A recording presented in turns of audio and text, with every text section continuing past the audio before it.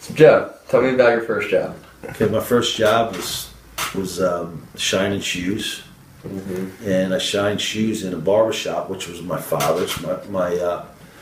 My father's father was a barber, came from Italy, and all his sons learned how to cut hair. And my father was the youngest of all sons, and like I said before, he was the best. And people used to come from all over to get their hair cut by him. And he said, you know what, let's get a little shoe shine thing going. So he made me a step-up chair with 2 pads where the customer would sit shoes, and he'd tell me, the customer would say, no, I would say to the customer, do you want a regular shine or do you want a spit shine? So, and the spit shine was an extra 50 cents or a quarter, I forget back then, but the spit shine was just spitting and shining with a little brush and a cloth, actually a cloth. And, so the spit shine was better than the regular shine? Okay. Today they use a lighter, they heat and shines, I don't know what it does to the polish, but they use a lighter. My son's a police officer, so he shows me how you do that. So he always has the shiny shoes. Okay. You have to have shiny shoes. But anyway, I got smart down the road, and I said, you know what, I'm getting a call here, I'm getting a call there. Let me get a box, and I'll go to all the bars in the evening, which was a bar on every corner in Egg Harbor City. There was a church on one side and a bar on the other.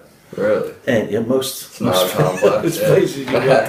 And I would go to the bars in the evening when everybody was in there having a few, and I'd walk in with my little box. It had a little foot pad on it too, and I'd ask customers that were in the bar, "You want to shine? You want to shine?"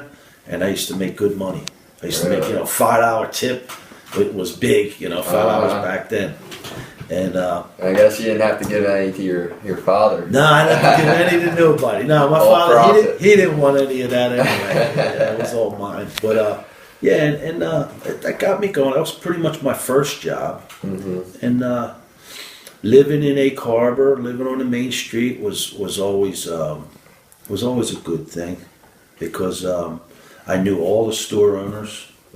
They knew me, and the cigarette thing, when I was 10 years old, my mother would hand me like 35 cents and go down to the paper store, the news agency, and buy me a pack of Marlboro.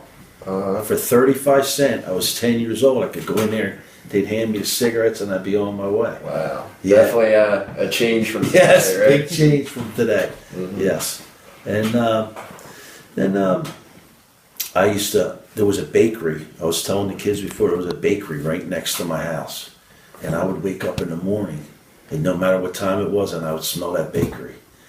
And I figured out when they would go in around 3 in the morning, and around 5:30, the pastry would start coming out. They'd start putting them in the shelves, in the racks and all. And I would go there. I'd beat on the door, "Yo, can I get a couple cream donuts?" And they'd still be warm. And that's when they're fresh. Oh man, no, you can't get much fresher than that. And it was a good perk. There were a lot of good perks about living on the main street. I knew all the like I said, all the vendors, all the people that had businesses. It was a very close community. Yes, very close. I mean, you didn't have to lock a door back then. You left your keys in your car back then. It was just good times then, obviously. And it was really, really something. But and I had other jobs. I used to go after that. I think I graduated. I worked for a paint shop, Town Paint, actually. I would leave. I think I was in 7th grade, and I would leave school at 3 o'clock, and I would ride my bike up the road and stock the shelves with gallons of paint, build some muscles. That's right. I got paid and I built muscle. But yeah, that was one of my jobs, and But living in Egg Harbor was great for me, because it was a great town to live in. Everybody knew each other. Everybody looked out for each other.